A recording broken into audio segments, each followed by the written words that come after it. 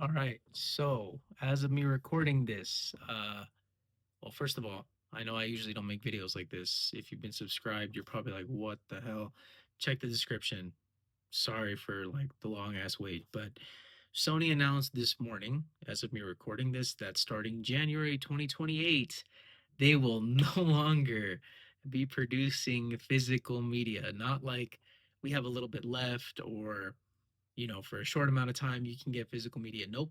Just January 2028, new PlayStation 5 games will no longer have physical media made for them. So when you open up let's pretend this is a PS5 game. In 2028, you'll open it. There will be no disc. There will just be a code in the box that you can use to download the game. This is a copy of Shadow of the Colossus for PS4. Great game. I never played it when it was out on the PS2. You should play it. It's great. I'm not done yet, but it's been great so far.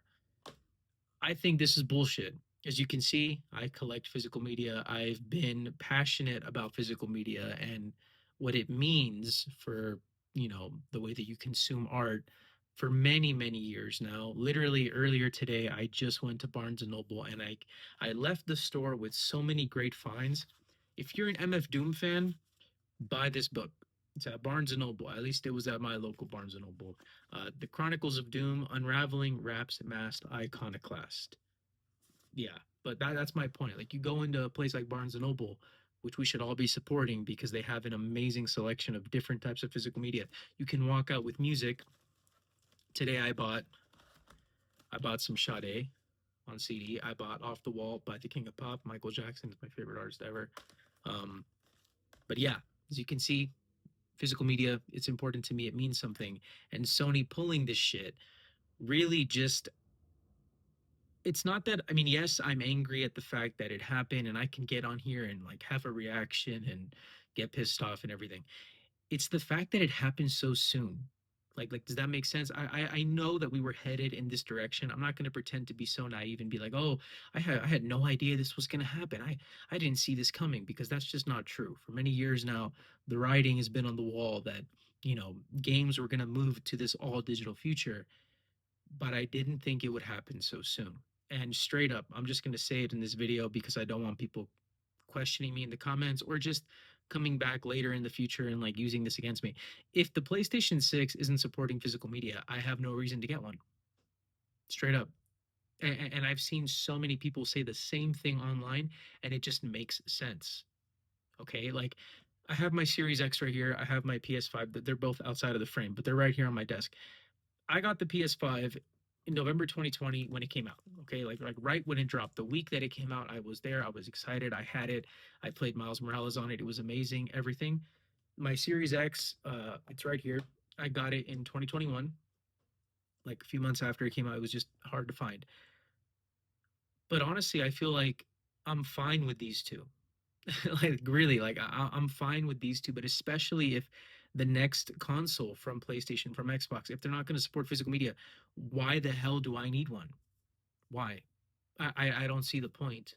I really don't. I understand that I'm going to be missing out on a lot of probably like top tier experiences and amazing games that push the boundaries or whatever, but respectfully, wasn't that supposed to be this generation? Like the Series X had like 16 teraflops of power or whatever bullshit they were saying in the marketing. The PS5 with 8K gaming. Remember when that was in the box? 8K gaming and like advanced ray tracing. I still don't even feel like we've had games that seriously push the boundaries of the technology that came out almost 6 years ago in 2020. So I honestly feel like, okay, well, if the next version of these systems aren't even going to support physical media, how do I know it's even going to be worth my money? It's not.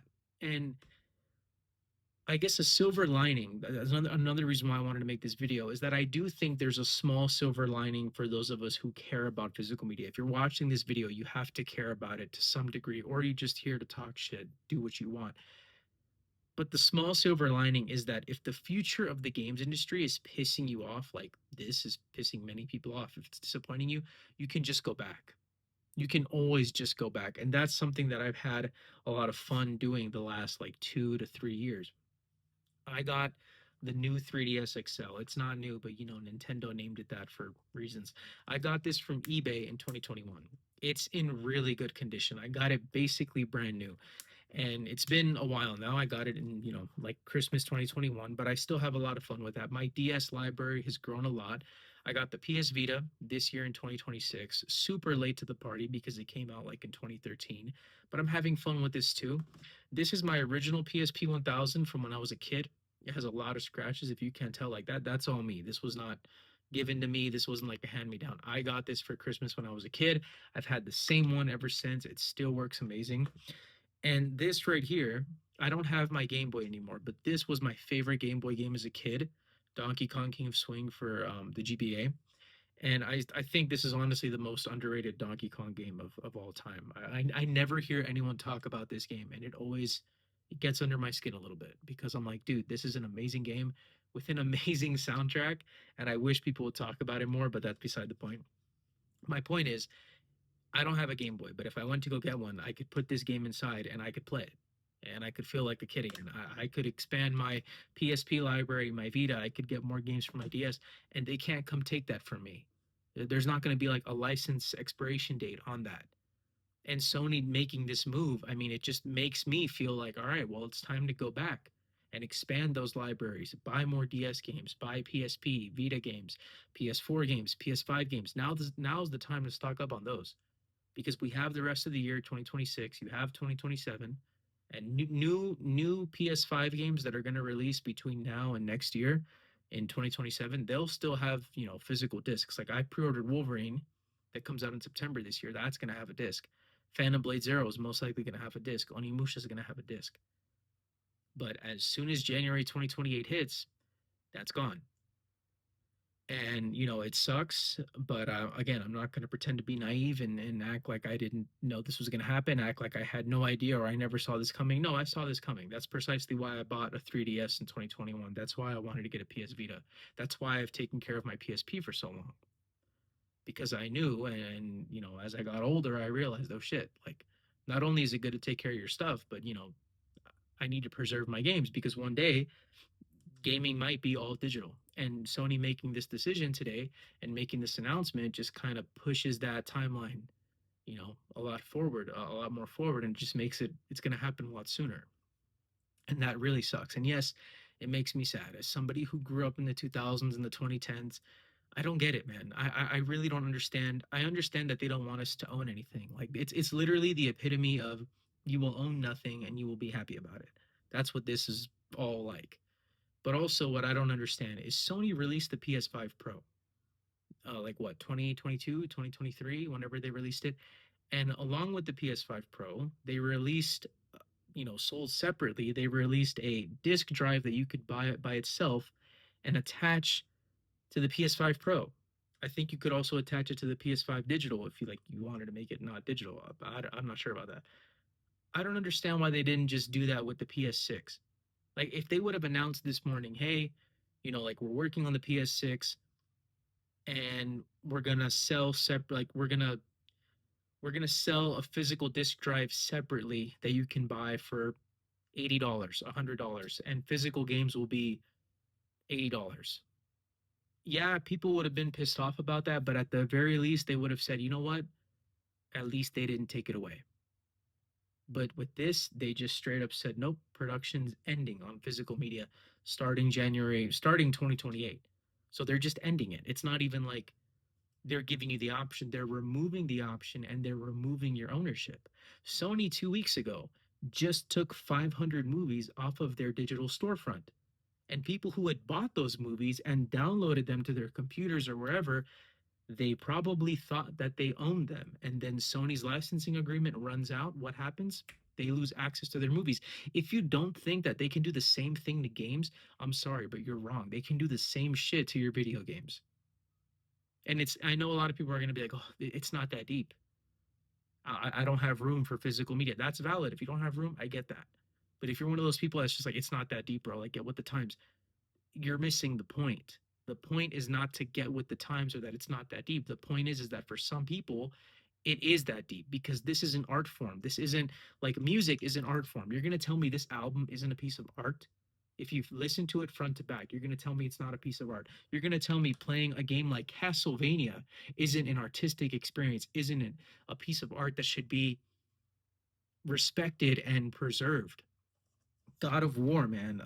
Dude, like there's so many. Dude, right here. My favorite GTA game of all time. GTA 4. I think this is better than GTA 5. I'm hoping GTA 6 is better than this. But you're going to tell me a game like this isn't a piece of art? You're going to tell me that it doesn't deserve to be preserved and be like held in some sort of reverence because it's an art form? It is. And for some people it is that deep because again, gaming is an art form, music is an art form. A lot of the movie media that we consume, movies, music, games, books, it's an art form. And that's why preservation is so important. That's why physical media, being able to own what you buy, is so important. And that's why my mind is made up. If the PS6 isn't going to support physical media, I want nothing to do with it, man. My PS5 still works like as if I got it yesterday. My Series X still works as if it was brand new. Back there in the back of the room on another shelf, I have my Xbox One, I have my PS4, I have my 360, I have my Wii. I could always go out and get a PS2, I can get a PS3. Like I understand that going back to retro gaming is also very expensive, which is something that is also just bullshit because it shouldn't be so expensive. But especially now with these changes being made, it's only going to get more expensive, which sucks, but it's just the facts. I mean, as soon as 2028 hits, even before then, dude, like I wouldn't be surprised if next year PS4 games, like older ones, right? Like a Bloodborne, for example. People have been begging for Sony to remake Bloodborne for the PS5 for so many years. They've been begging for like a remake that has 60 frames per second and like all the stuff that comes with the remaster or a remake.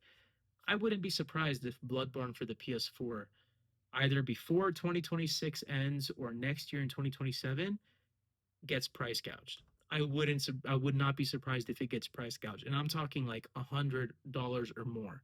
I wouldn't be surprised if games like this for the PS4 get price gouged. The Last Guardian and Shadow of the Colossus. These are two games that I could definitely see getting price gouged in the future.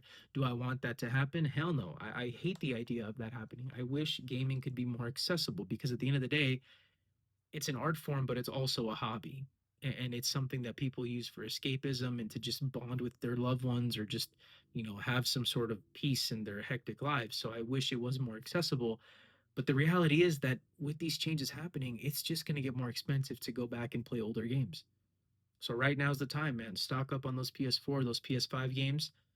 And, I think the biggest way, obviously, that people can fight back on this, quote unquote, or just show that they don't support it is by not supporting it financially. Because at the end of the day, these corporations don't care about you. They don't care about me as people or as customers. They only view us as statistics. They view us as dollar signs on their bottom line, on their quarterly earnings. That's all they care about. So if you hit them where it hurts, their money, they're gonna wake up a little bit. They might realize like, oh shit, maybe we rushed that decision. Maybe we should pull back on that a little bit. We've seen it happen before. We've seen companies listen to fans when they speak with their wallets. I immediately think of Star Wars Battlefront 2, the 2017 version, when all that stuff happened with the loot boxes and like literal laws were put in place.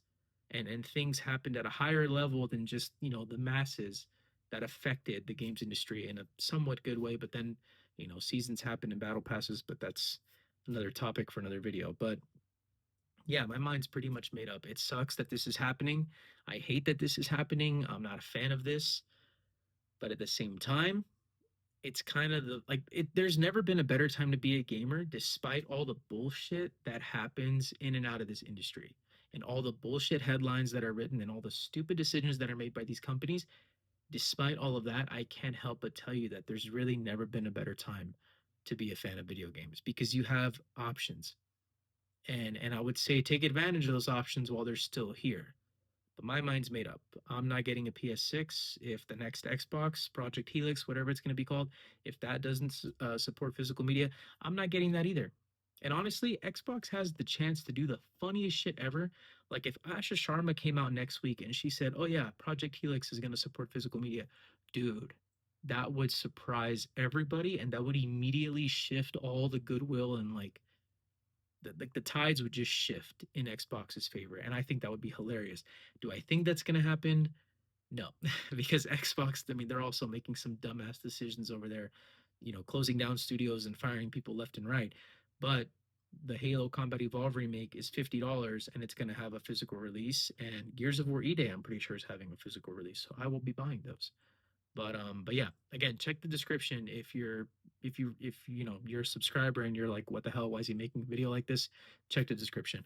My name's Nico. Thank you so much to all of you for watching this video. Make sure you please like, dislike, leave a comment. Let me know your thoughts on this entire situation. I don't think I'm overreacting. And I think the thousands of reactions that I've seen or like likes and stuff on posts that I've seen today, I mean, it just shows me that I'm not alone in feeling this way, but please let me know your thoughts. And yeah, I'm sorry I haven't been here. My computer's been like pretty much dead for months, but I will be back on some Terminator shit. I'll be back. But yeah, I'll see you in the next one. Thank you.